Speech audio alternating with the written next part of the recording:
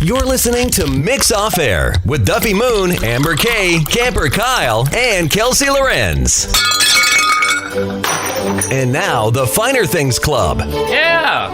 We haven't done this in a while. We're drinking old beer. We are drinking old beer. So we know we like it. And this is beer you bought me for... Your birthday. Was it really for my birthday? Yeah, wow. but I actually didn't try it that day because I think I was about to leave and go pick up my kids. Yes, you were being a responsible person. Yeah, and so I didn't try it that day. Yeah, and it's like this amber beer. It's like about aliens. Alien Amber. Alien Amber. I think it's from the Moriarty Sierra Blanca Brewing. Yep. And it's been marinating in our disgusting kitchen fridge since October. You know what? Like, that fridge, it's a mini fridge. It has smelled like...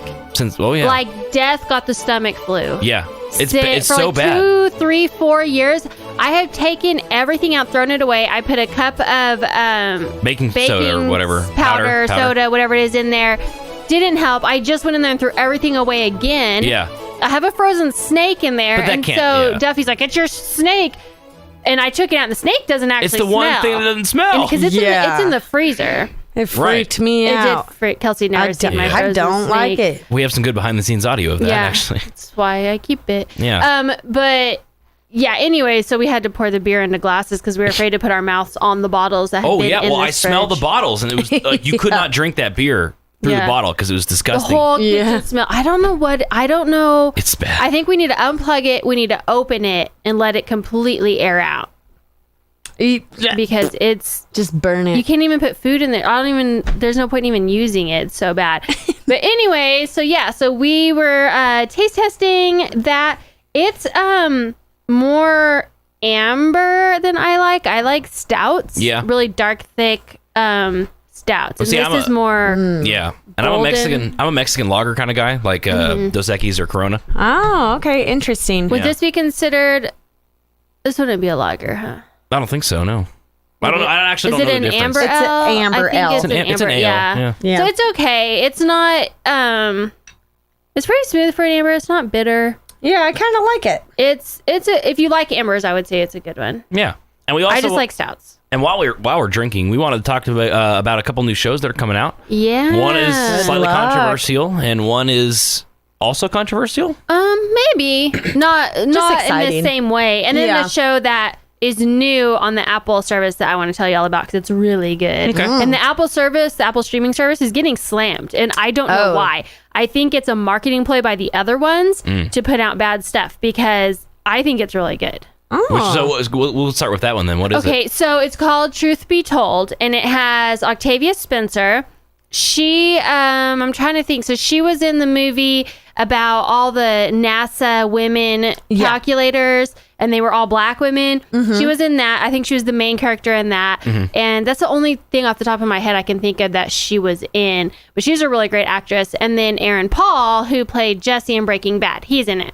And so so the premise is that she was a journalist, and 20-something years she's been a journalist. Well, she got really, really, really popular, and so she started a crime podcast. Yeah. And so that's what she does now. Well, back 19 years earlier than when it's set, when she was still a journalist, she had covered a story, and it was this man, he was a husband and a father of twin girls, and he was a prominent author, and he was murdered in his home. And the neighbor boy, who was 16, same age as the twin girls, got convicted for the murder. And she covered the trial and had a big influence on him being guilty. Yeah. Like one of the jurors was had to get kicked off the case because they were seen reading her stories and stuff. Well, 19 years later, you jump ahead. Aaron Paul is the 16-year-old boy. He's been in prison for 19 years in an adult prison. And they're trying to get him like a retrial. And so she goes to the hearing to get the retrial. And they show a video of one of the twin girls in the police room, like when it first happened. And they were asking her if she saw anything. And she was saying she saw Aaron Paul's character running away. But she was saying it real hesitantly, real unsure. I think, when the trial came, she was like, oh, 100%, I'm sure that was him. And so she's like, that girl was coached. So she's like, he may not be guilty. I think she was lying. She's like, now watching back the video we never got to see, I think she's lying. So Octavia Spencer's character wants to do a podcast, and this is all first episode. Wants to do a podcast on him to prove if he really is guilty. And so he's been in prison all this time. So he is and he's angry at her, you know? Right. Yeah. But so she goes and starts interviewing him. And all this stuff starts coming out. And turns out, like, his dad is a police officer. And there's more stuff I don't want to say because it'll give it away. I'm only on, like, the 3rd episode. And all of that has already... It is so good. Wow. It is so good. So that is on the Apple streaming podcast. Okay. You don't have to have Apple. Like, you can watch it on... PC, like I watched on the PC. Okay. And I think I automatically have Apple. Well, you have a Mac, but that's what I thought. I had to have an Apple device to watch it on, but you don't. You can't watch it on PS4, so I can't get it like on my home TV. Right. And it's only like $6 a month. Well, that's not bad. But yeah, that show, very, very good. Especially for like Aaron Paul. He's completely different than he is in Breaking Bad. Oh, cool. Yeah. And so that one, I would highly recommend that one. Well, and now there's another Ted Bundy docuseries. Yeah. How many times do we have to learn about this guy? No, this one's going to be we will never so stop. different. So back whenever the one came out on Netflix with Zac Efron, you had that one, and then you had the documentary one. Both kind of came out around the same time. Yeah, I think it was the Ted Bundy tapes. Mm-hmm. So when those were coming out, I heard this lady do an interview, and she was one of the victims in the sorority house who had lived. And they were asking her how she felt about all of these because they don't cover the victims, they cover him. Yeah. And she said that she has watched everything and that is actually what helped her because in her mind, he was this mysterious monster thing. And when she saw those, she was able to see like, no, he's just a man. And that actually helped her to like get over it and move forward. And so she was like not against it. This docuseries is... Ted Bundy had a girlfriend and she had a daughter the whole time and she had no idea. Mm-hmm. She's never spoken and her daughter's never spoken. And this docuseries is from them. And so they're releasing photos, all of this stuff and telling their side of the story.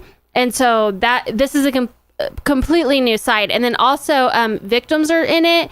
And that'll be cool. And the victims who didn't survive, like their relatives, like their sisters and all of that. And so it's from their side. And so they're saying it's giving the victims a voice. But we have part of the trailer. I edited it down because it was kind of long, but this kind of explains. This story has been told many times. That's the girlfriend. Now's the time to talk about our own story from beginning to end because we lived and so many people didn't. It was a liberating time. I was the first female television reporter in Utah. There were no other women in my police academy class, but I didn't let any of that stand in my way. You're starting to feel like you can do anything, and all of a sudden you get walloped. It just stopped us in our tracks. Whoa, here we are, girls are disappearing. What happened here? There were dozens of theories and there were very few clues. It was my first night that I went out dancing in Seattle. He said his name was Ted. We were like a family. I just didn't think he could do these things. Ted Bundy. Ted Bundy. Ted Bundy. Smile, Ted. Women like us, women that have been attacked, women that are survivors, they keep their secrets to themselves. But not any longer. I fell in love with him from day one, but there are all these coincidences. I couldn't let it go.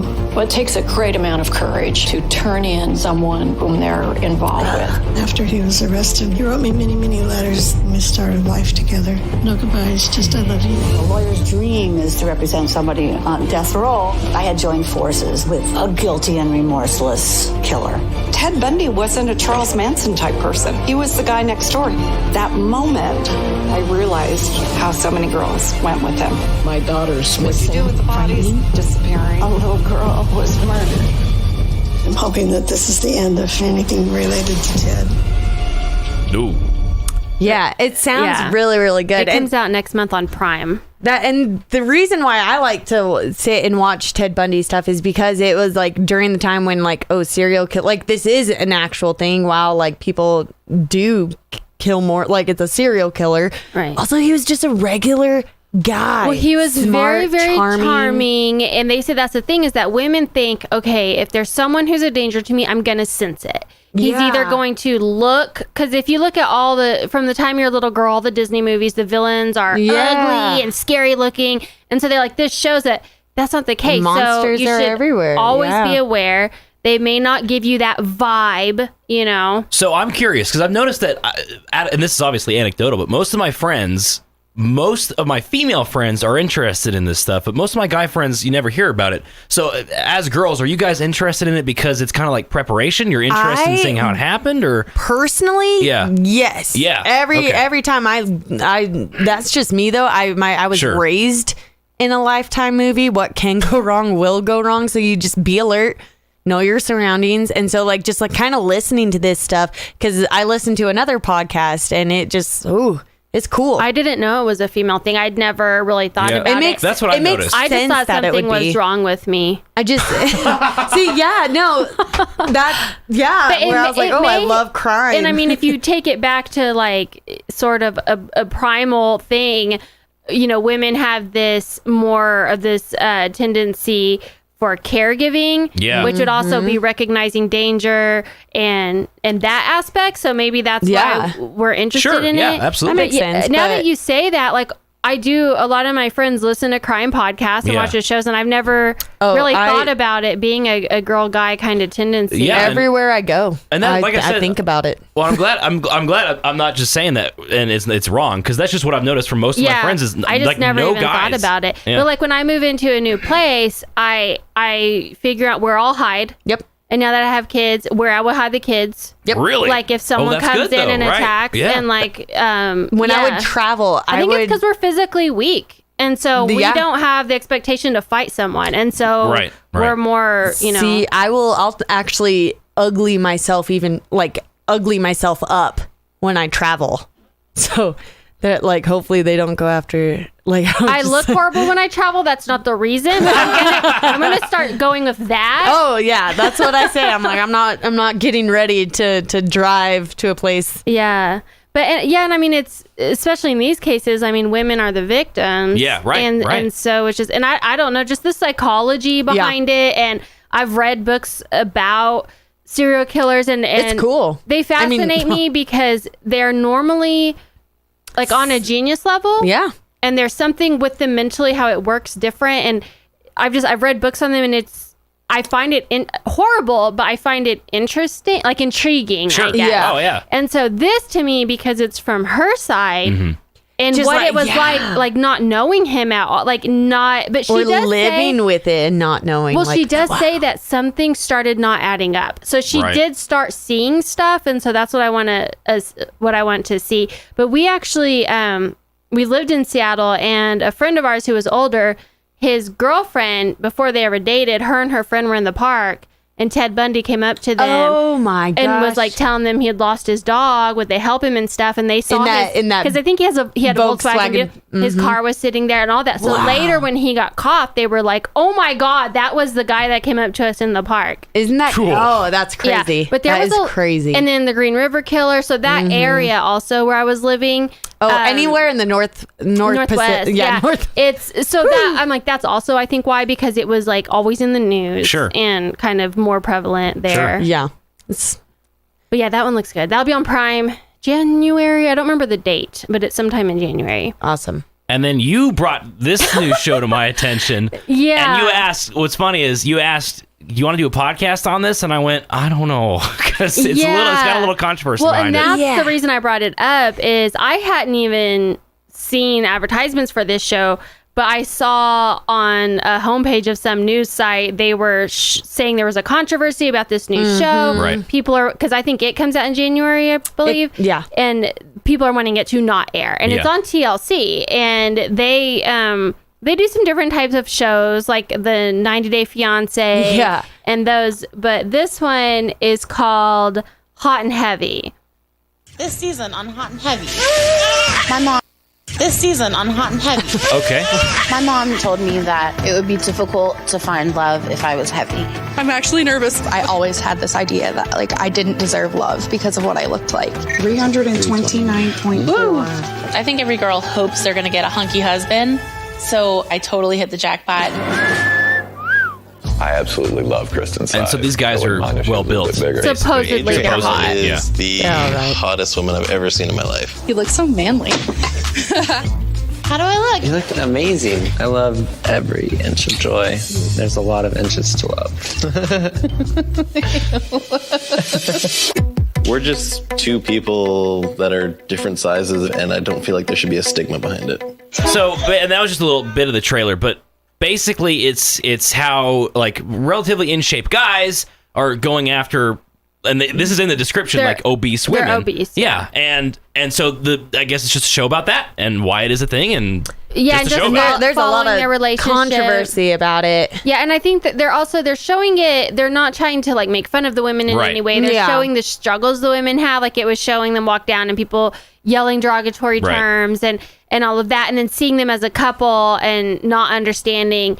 And so that's the thing. But the controversy is that they're calling it a mixed weight show, but they're saying in all the relationships, it's a heavier woman and a thinner man. Why are there no heavier men and thinner women? Yeah. So they were upset about that. And then they were upset about the kind of, like, I guess, I don't know the term, not glamorizing obesity, but not promoting a healthy lifestyle. Because My 600-Pound Life, which is also on TLC, in that one, they go to a doctor and because they want the gastric bypass, and he tells them, you have to lose this much before we'll do the surgery. And it's about them being healthy and getting healthy.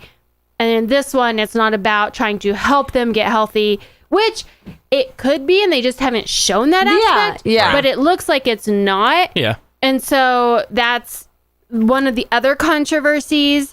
But so they're wanting them to not air it, which I guarantee they're going to air it now because now it's got even more attention. So many people are going to, which is, I mean, that's the one thing is like, it's a television show. If you don't want to watch it, don't watch it. Don't watch it. But once you're bringing more, if you don't agree with this TV show, the more you say it, the more that it's just, any publicity is good publicity. It's the Streisand effect. So Barbara Streisand, it got called the Streisand effect. After Barbara Streisand, there was a picture of her home, her beachfront home, on the internet one time, and it had about, I think they clocked it at maybe a couple hundred, maybe 1,000 views.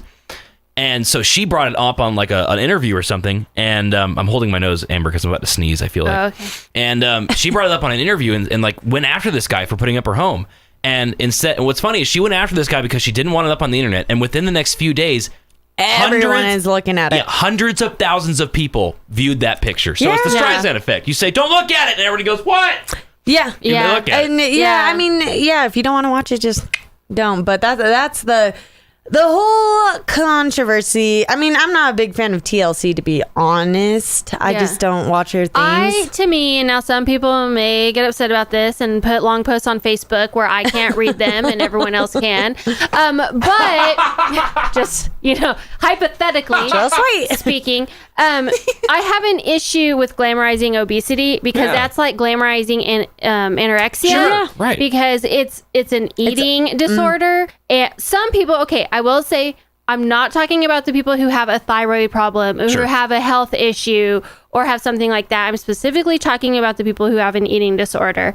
And it's just as unhealthy to have an eating disorder where you overeat as it is to have as you undereat. Absolutely. So that's just would science. you put a show on the air with someone who's super anorexic with a guy saying, "I love her body. I love how thin she is." Right. See, and my whole thing with that, whatever you look like, if you find the love of your life, awesome. Cool.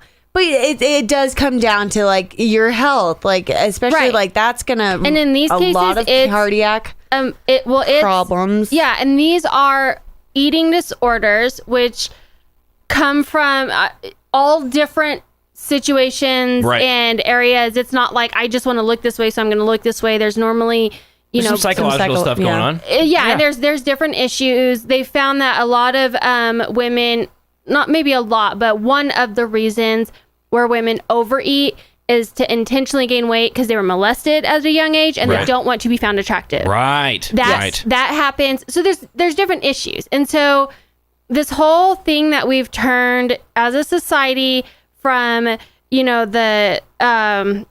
the body acceptance where the bigger girls like Lizzo is like, this is how I look, you should love my body, blah, blah, blah. Okay, that's great. Right, but right. you have to realize that you can't be promoting when it's an eating disorder, because then they're not gonna get help, because then they're taking the stance of, you should love me how I am, and then all of a sudden it's not an issue when it is unhealthy, and then it's unhealthy as to why are they doing this, just like if they're not eating enough. And I would say, and I'm not going to make a direct comparison between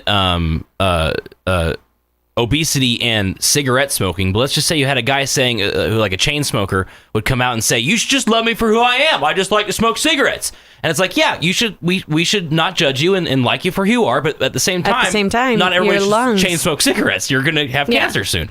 And so I'm not comparing the two necessarily directly, but it's kind of like I feel do what like you want. These guys, unless, like I said, I'm not talking about if it's, a health issue, a thyroid problem. There's some, like I had a friend she ate healthy, she worked out all the time, did all that, but genetically, all that, she could not lose weight. And I mean, everybody I'm not talking about that. Yeah. But in these cases, if these guys, if these girls have, eating issues, then they're enabling instead of trying to get them help. Yeah. Just like if the girl was anorexic, people would flip out if you had a girl whose skin and bones weighs 80 pounds and a guy is saying, I love how she looks, no one is as beautiful as her. It'd be like the Peloton commercial.